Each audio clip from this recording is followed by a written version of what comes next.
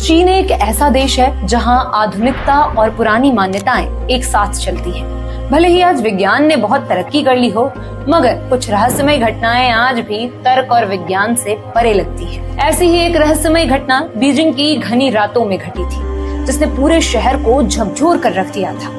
ये घटना root number 375 की भूतिया बस के नाम से मशहूर हुई और समय के साथ एक डरावनी कहानी का रूप ले लिया। आज भी बीजिंग की गलियों में इस बस की चर्चा होती है और जो भी इस कहानी को सुनता है उसकी रूह कांप उठती है। तो हमारे साथ बने रहें लास्ट तक और जाने भूतिया बस की पूरी कहानी।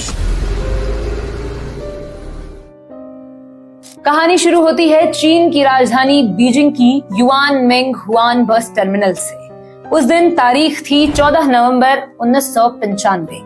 नवंबर का महीना था, इसलिए ठंड भी काफी ज्यादा थी और बाहर कोहरा भी था। 14 नवंबर 1995 की देर रात युआन मेंग हुआन बस टर्मिनल से एक बस निकलती है। ये बस यहाँ से निकलने वाली रात की आखिरी बस थी और इस बस का जो आखिरी स्टॉपेज था वो था जियांगशान, जिसे फ्रेगेंट हिल्स के नाम से भी जाना जाता है। युआन मेंग हुआन बस टर्मिनल से फ्रेगेंट हिल्स तक का ये जो सफर था वो तकरीबन 16 किलोमीटर तक का था और इस बस का जो रूट था उसका नंबर था रूट नंबर 375। तो ये आखिरी बस अपने निर्धारित समय पर उस बस टर्मिनल से निकलती है। पूरी बस यात्रियों से खचाखच भरी हुई थी और कुछ किलोमीटर चलने के बाद बस से धीरे धीरे यात्री अपने बस स्टॉप पर उतरते चले गए। अब ये बस पूरी तरह से खाली हो चुकी थी। बस में एक ड्राइवर और एक महिला कंडक्टर बच गई थी। इसके तकरीबन 2 से 3 स्टॉप बाद बस समर पैलेस के एक स्टॉप पर जाकर रुकती है। यहाँ पर एक बूढ़ी औरत, एक 21 साल का लड़का और एक यंग कपल इस बस में चढ़ जाते हैं। जो यंग कपल था वो दोनों ड्राइवर के पीछे वाली सीट पर जाकर बैठ जाते हैं। जो लड़का था वो दूसरी साइड वाली सीट यानी गेट के पास वाली सीट के पास जाकर बैठ जाता है और वो बूढ़ी औरत उस लड़के के ठीक पीछे वाली सीट पर जाकर बैठ जाती है। इसके बाद ये बस वहां से चल देती है। अब इस लास्ट रूट नंबर 375 की पूरी बस में कुल 6 लोग थे, 4 यात्री और 2 बस कर्मचारी। और ये बस अपने तय रूट के हिसाब से अपनी मंजिल की तरफ बढ़ती रहती है। जिन रास्तों से होते हुए ये बस जा रही थी वो बहुत सुनसान इलाका था और उन रास्तों में इस बस के अलावा कोई दूसरी गाड़ी नजर नहीं आ रही थी। चारों तरफ बिल्कुल खामोशी थी क्योंकि लगभग आधी रात हो चुकी थी। उस खामोशी में सिर्फ उस बस के इंजन की आवाज ही सुनाई दे रही थी और क्योंकि नवंबर का महीना चल रहा था तो ठंड भी बहुत ज्यादा थी। खैर, जब 2-3 बस स्टैंड गुजर गए तो अचानक से बस ड्राइवर को अंधेरे में खड़े 2 लोग नजर आए जो कि बस को रोकने के लिए हाथ हिला रहे थे। पहले तो ड्राइवर सोच में पड़ गया कि बस रोकनी चाहिए या नहीं, क्योंकि जहां वो खड़े थे वहां कोई बस स्टॉप नहीं था।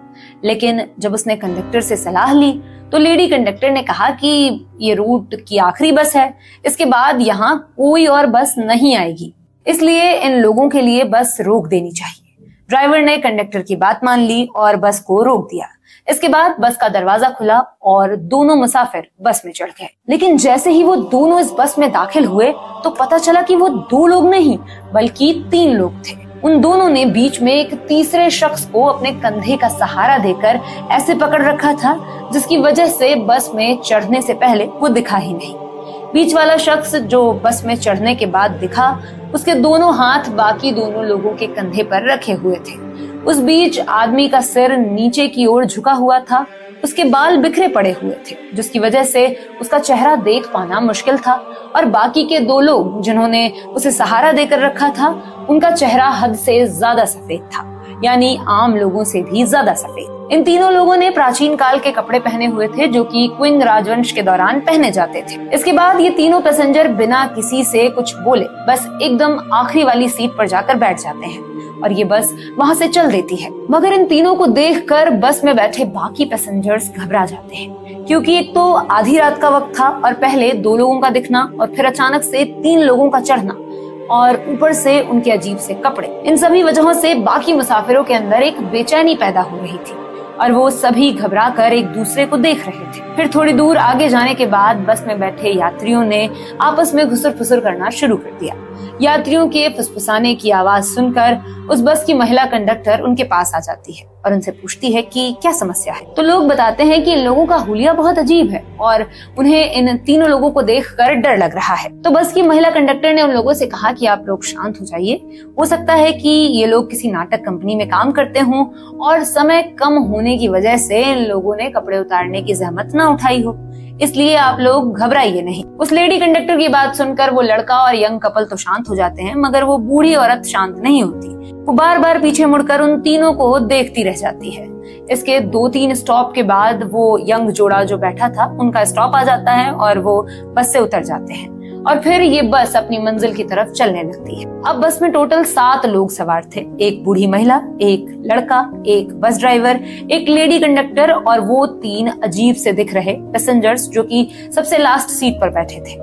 बाहर ठंडी हवाओं का शोर सुनाई दे रहा था और बस के अंदर वो लेडी कंडक्टर और बस ड्राइवर एक दूसरे से हंसी मजाक कर रहे थे और बूढ़ी औरत के आगे बैठा हुआ लड़का बस की खिड़की से बाहर का नजारा देख रहा था। अचानक से वो जो बूढ़ी औरत थी वो अपनी सीट से खड़ी हो जाती है और अपने आगे वाली सीट पर बैठे लड़के पर चिल्लाने लगती है। वो कहती है कि इसने मेरा पर्स चुरा लिया है। इस बात पर उस लड़के को भी गुस्सा आ जाता है और वो भी उस बूढ़ी औरत से झगड़ा करने लगता है। ये देखकर जो बस में लेडी कंडक्टर थी वो भी वहां आ जाती है और पूछने लगती है कि आप दोनों क्यों लड़ रहे हैं। तो वो बूढ़ी महिला कहती है कि इस लड़के ने मेरा पर्स चुरा लिया है, मगर वो लड़का कहता है कि मैंने कोई चोरी नहीं की। धीरे धीरे ये झगड़ा इतना बढ़ जाता है कि वो बूढ़ी महिला उस लड़के का कॉलर पकड़ लेती है और ड्राइवर से कहती है कि अगले स्टॉप पर मुझे बस से उतरना है और इस लड़के को पुलिस के हवाले करना है। वो लेडी कंडक्टर उस बूढ़ी औरत को शांत कराने की बहुत कोशिश करती है, मगर वो किसी की नहीं सुनती और अपनी बात पर अड़ी रहती है। ड्राइवर के पास भी बस रोकने के अलावा कोई दूसरा चारा नहीं बचता, इसलिए वो बस रोक देता है। बस रुकते ही वो बूढ़ी महिला उस लड़के का कॉलर खींचते हुए बाहर लाती है और फिर वो बस वहाँ से आगे चली जाती है। अब बस तो चली गई, मगर जो लड़का है वो अपने आसपास चारों तरफ देखता है तो उसकी बैंड बज जाती है, क्योंकि ना तो उसके आसपास कोई पुलिस स्टेशन नजर आता है और ना ही कोई दूसरा इंसान। चारों तरफ घनघोर अंधेरा था और सड़क पर बस 2 लोग। उसके बाद उस लड़के ने उस बूढ़ी औरत की तरफ देखा और उसका रवैया देखकर वो बहुत शॉक हो गया, क्योंकि वो बूढ़ी औरत कुछ बोल ही नहीं रही थी, बस चुपचाप खड़ी थी। लड़का सोचने लगा कि जो औरत उसका कॉलर खींचते हुए बस से नीचे उतारकर ये बोलकर लाई थी कि इस लड़के ने मेरा पर्स चुराया है और मुझे इसकी पुलिस कंप्लेंट करनी है, वो अब नीचे उतरती है तो इतनी शांत और खामोश कैसे हो जाती है। इसके बाद उस लड़के का गुस्सा फूट पड़ा। उसने बूढ़ी औरत से कड़क कर पूछा कि मुझे ये बताओ कहाँ है पुलिस स्टेशन? यहाँ तो आसपास कोई पुलिस स्टेशन नजर ही नहीं आ रहा। तुमने मेरे ऊपर झूठा इल्जाम क्यों लगाया और अब ऐसी जगह पर लेकर आई हो जहाँ कुछ भी नहीं है? वो बूढ़ी औरत बिना कोई जवाब दिए उसकी बातें चुपचाप सुनती रही। लड़के का गुस्सा और बढ़ गया और उसने फिर बोला कि क्या आपको पता नहीं था कि हमारी बस रूट नंबर 375 की आखिरी बस थी? तुम्हारे इस गलत इल्जाम की वजह से मेरी आखिरी बस भी छूट गई है। अब मैं यहाँ से अपने घर कैसे जाऊंगा? बूढ़ी औरत उस लड़के की पूरी बात सुनती है और थोड़ी देर तक खामोशी के बाद वो एक गहरी सांस भरते हुए कहती है कि मैंने तुम्हें पुलिस स्टेशन ले जाने के लिए बस से नहीं उतारा और ना ही तुमने मेरा पर्स चुराया है, बल्कि मैंने ये इल्जाम लगाकर तुम्हारी जान बचाई है। बूढ़ी औरत की ये बात सुनकर लड़का हैरत में पड़ गया और फिर चौंक कर पूछा कि तुमने मेरी जान कैसे बचाई? बूढ़ी औरत ने कहा कि तुम्हें वो 3 लोग याद हैं जो सबसे आखिरी में बस में चढ़े थे? लड़के ने कहा कि हाँ, मुझे याद है, वो थोड़े अजीब से थे। बूढ़ी औरत ने आगे बताया कि जब वो बस में चढ़े थे तभी से मुझे कुछ अजीब सा लग रहा था। मैं बार बार उन्हें पीछे मुड़कर देख रही थी।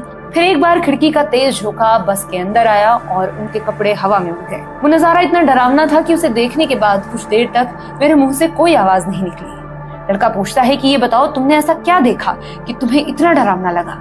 बूढ़ी औरत बोलती है कि जब हवा का झोंका तेज आया तो उन तीनों लोगों के कपड़े उड़ गए थे और उनके कपड़े उड़ने के बाद मैंने जो देखा कि उन तीनों ही लोगों के पैर नहीं थे और उनका शरीर हवा में तैर रहा था। ये देखकर मैं समझ चुकी थी कि उनमें से कोई इंसान नहीं है, इसलिए मुझे जितनी जल्दी हो सके उस बस से उतरना था और तुम्हारी भी जान बचानी थी। यही वजह थी कि मैंने अपना पर्स चोरी होने का इल्जाम तुम्हारे ऊपर लगाया, ताकि उन लोगों को कोई शक न हो और हम दोनों उस बस से सही सलामत नीचे उतर जाएं। लड़के ने जब ये बात सुनी तो उसकी सिट्टी पिट्टी गुम हो गई। इसके बाद दोनों ने तय किया कि वो पुलिस स्टेशन जाएंगे और इस घटना की रिपोर्ट कराएंगे। फिर ये दोनों थोड़ी दूर आगे चलकर पुलिस स्टेशन जाते हैं। वहां पहुंचकर 3 रहस्यमय लोगों के बारे में बताते हैं और जब उस बूढ़ी औरत ने बताया कि उन तीनों के पैर नहीं थे और उनका शरीर हवा में था, तो पुलिस को लगा कि वो मजाक कर रही है या ये उसका वहम हो सकता है। इसलिए पुलिस ने दोनों को समझा बुझाकर अपने घर भेज दिया। इसके बाद 14 नवंबर 1995 की वो रात बीत गई, मगर अगले दिन 15 नवंबर को एक चौंकाने वाली चीज हुई। पता चला कि रूट नंबर 375 की जो आखिरी बस युआन मेंग हुआन बस टर्मिनल से निकली थी, जिसे फ्रेगेंट हिल्स पहुंचना था, वो बस फ्रेगेंट हिल्स के बस डिपो तक पहुंची ही नहीं। मतलब कि जिस बस को 14 नवंबर की रात को ही बस डिपो पहुंच जाना चाहिए था, वो बस अभी तक गायब थी। और न सिर्फ बस गायब थी, बल्कि उसके साथ साथ बस का ड्राइवर, लेडी कंडक्टर भी गायब थे। इसके बाद बस डिपो वालों ने पुलिस के पास उस बस की मिसिंग रिपोर्ट लिखाई। अब जैसे ही पुलिस को पता चला कि रूट नंबर 375 की वो आखिरी बस गायब हो गई है, तब उन्हें वो बूढ़ी महिला और वो लड़का याद आया। इसके बाद पुलिस ने उन दोनों को फिर पूछताछ के लिए बुलाया और उनसे बस में हुई उस रात की घटनाओं के बारे में विस्तार से पूछा। उन्होंने फिर से वही कहानी दोहराई, लेकिन इस बार पुलिस ने उनकी बातों को गंभीरता से लिया और बहुत ध्यान से सुना। मगर इससे पहले पुलिस कुछ कर पाती, ये खबर मीडिया में लीक हो गई और रूट नंबर 375 के बस के गायब होने की खबर आग की तरह फैल गई। लोग इसको लेकर तरह तरह की बातें बनाने लगे। कुछ ने इसे अपराध का मामला बताया तो कुछ लोगों ने इसे साजिश का हिस्सा माना। इधर पुलिस बस की तलाश में जुटी हुई थी, लेकिन उन्हें कोई सफलता नहीं मिल पा रही थी। बस का ड्राइवर, महिला कंडक्टर अचानक से कहाँ गायब हो गए, ये एक बड़ा सवाल था जिसका जवाब खोजने की कोशिश न सिर्फ पुलिस कर रही थी, बल्कि मीडिया भी एड़ी चोटी का जोर लगा रही थी। लेकिन इसके बावजूद ऐसा लग रहा था कि मानो 14 नवंबर की वो काली रात उस रूट नंबर 375 की पूरी बस को निगल गई हो। इस खोजबीन में 2 दिन बीत गए और 17 नवंबर 1995 आ गया। उस दिन पुलिस को एक सूचना मिलती है कि मियून रिजर्वॉयर में एक बस गिरी हुई है। पुलिस तुरंत मौके पर पहुंचती है और क्रेन की मदद से बस को नदी से बाहर निकालती है। जब वो बस बाहर आती है तो पुलिस को पता चलता है कि ये वही रूट नंबर 375 की आखिरी बस है जो 2 दिन से गायब थी। लेकिन जब पुलिस बस को खंगालती है तो अंदर का नजारा देखकर चौंक जाती है, क्योंकि बस के अंदर 3 लाशें थी। एक बस ड्राइवर, दूसरी महिला कंडक्टर और तीसरे उस इंसान की जिसे उन 2 अजीब लोगों ने बीच में सहारा देकर पकड़ रखा था, जिसके बाल बिखरे हुए थे। अब पुलिस को बस तो मिल गई थी, पर ये खोज एक पहेली बनकर रह गई और इसने इस कहानी को सुलझाने के बजाय और उलझा दिया, क्योंकि बस में मिली 3 लाशें बुरी तरह से सड़ चुकी थी और ऐसा लग रहा था जैसे इनकी मौत कई दिनों पहले हो चुकी है। लेकिन ये बात पुलिस को परेशान कर रही थी, क्योंकि सिर्फ 2 दिन पहले ही ये बस और ये लोग गायब हुए थे। साइंटिफिक टीम ने जब इन लाशों को देखा तो वो भी भौचक्के रह गए, क्योंकि उनके मुताबिक 48 घंटे के समय के अंदर कोई भी लाश इतनी बुरी तरह से खराब नहीं हो सकती। अमूमन ऐसा होता भी नहीं। अगर गर्मी बहुत ज्यादा है तब भी 2 दिन में लाश इतनी बुरी तरह से नहीं सड़ सकती जितनी ये 3 लाशें 2 दिन के अंदर सड़ चुकी थी।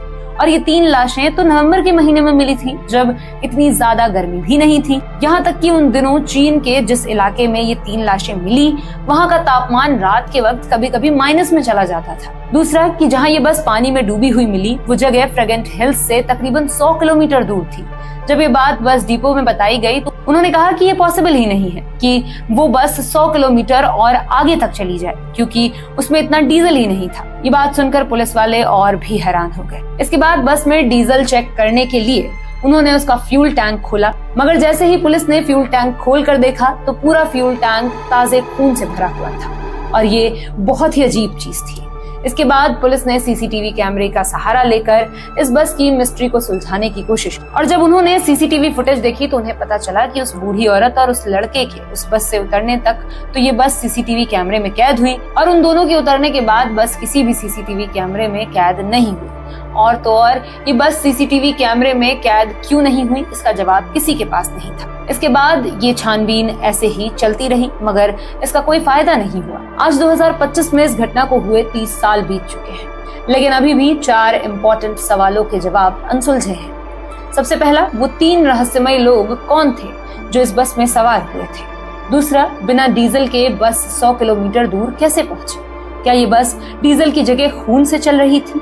तीसरा, इतनी ठंड के बावजूद बस में मिली लाशें सिर्फ 2 दिन में ही कैसे सड़ गई? और चौथा कि उस बूढ़ी महिला और लड़के के उतरने के बाद बस आगे किसी भी सीसीटीवी कैमरे में कैद क्यों दिखाई नहीं दी? कुछ लोग इसे अफवाह भी मानते हैं, हमने खुद इस खबर के और भी सोर्स ढूंढने की कोशिश की, मगर हमें कुछ लिमिटेड सोर्स ही मिले। आप ये भी जानते हैं कि चीन के अंदर से कोई भी न्यूज बाहर निकालना बहुत मुश्किल है, मगर चीन के सरकारी अखबार ग्लोबल टाइम्स ने खुद भी इस खबर को अपनी वेबसाइट पर डाला था, तो जाहिर सी बात है इसमें कुछ तो सच्चाई रही होगी। वहीं दूसरी तरफ चीन के बहुत सारे लोग इस घटना को सच मानते हैं और इस घटना के बाद लोग रूट नंबर 375 को भूतहा घोषित कर चुके हैं। आज इतने साल बाद भी ये कहानी चीन में सुनी और सुनाई जाती है। तो दोस्तों, आज की ये कहानी यहीं पर समाप्त होती है। मुझे विश्वास है कि आपको ये कहानी सुनकर मजा आया होगा। अगर आपको ये कहानी मजेदार लगी हो तो इसे लाइक करें और ज्यादा से ज्यादा शेयर करें। साथ ही कमेंट बॉक्स में अपनी राय दें और हमें बताएं कि आपको ये कहानी कैसी लगी। चैनल को सब्सक्राइब करना ना भूलें और हमारे नए वीडियो पर अपडेट रहने के लिए नोटिफिकेशन की घंटी जरूर दबाएं।